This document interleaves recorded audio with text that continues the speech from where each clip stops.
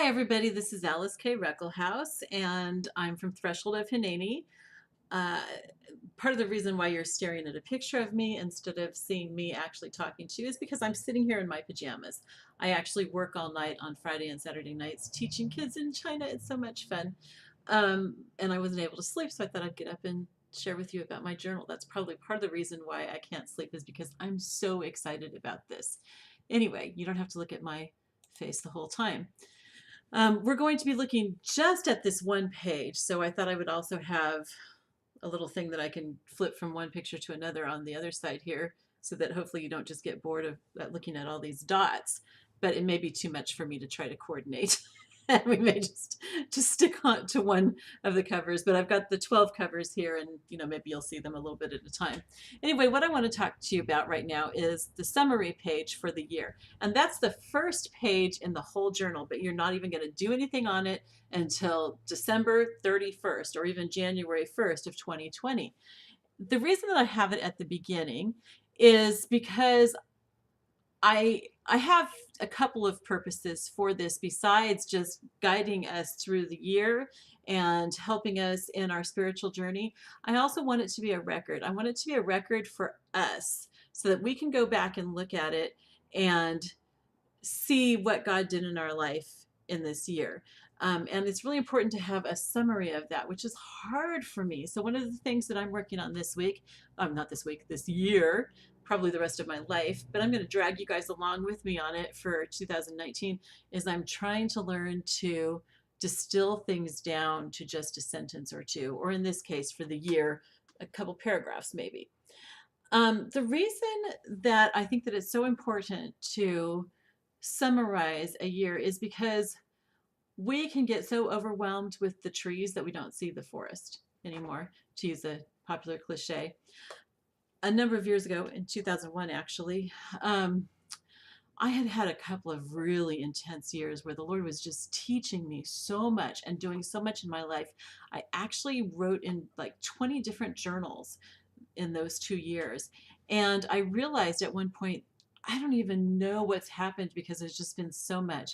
And I knew that I needed to spend like a weekend apart with the Lord, just going through my journals and trying to process it all. Well, it was really cool because a friend of mine who had moved to Colorado called me up and she said, I just really need to process the last year, and my husband is sending me to Hawaii.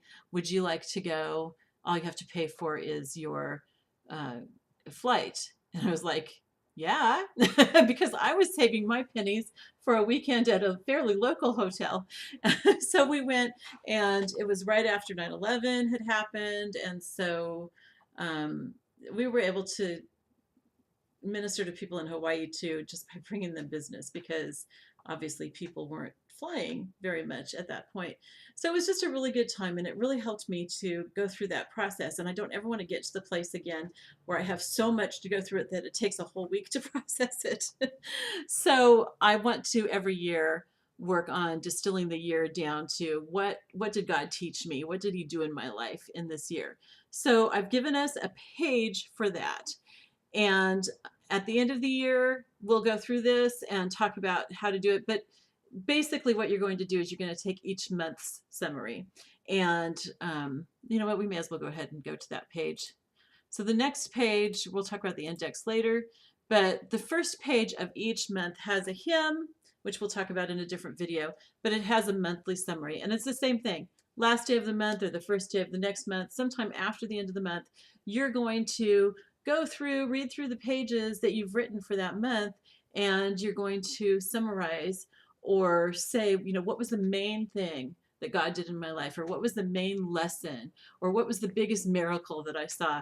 Because I'll tell you something, when you're keeping track of this stuff, God's going to do more in your life than normal, and you're going to see more miracles because you're just aware of it. You're knowing, I need to write this down. I need to come up with some things that I'm grateful for. And so you notice the things that you're grateful for that you might not have even paid attention to before.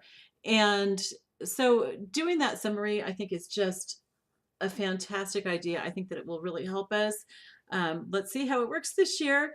And thanks for listening. Be sure to like this video, go ahead and look for the next one because I'll probably sit here and do a few of them in my pajamas since I'm here until I start feeling sleepy enough to go to sleep. All right. Love you guys. And I will talk to you in a few minutes.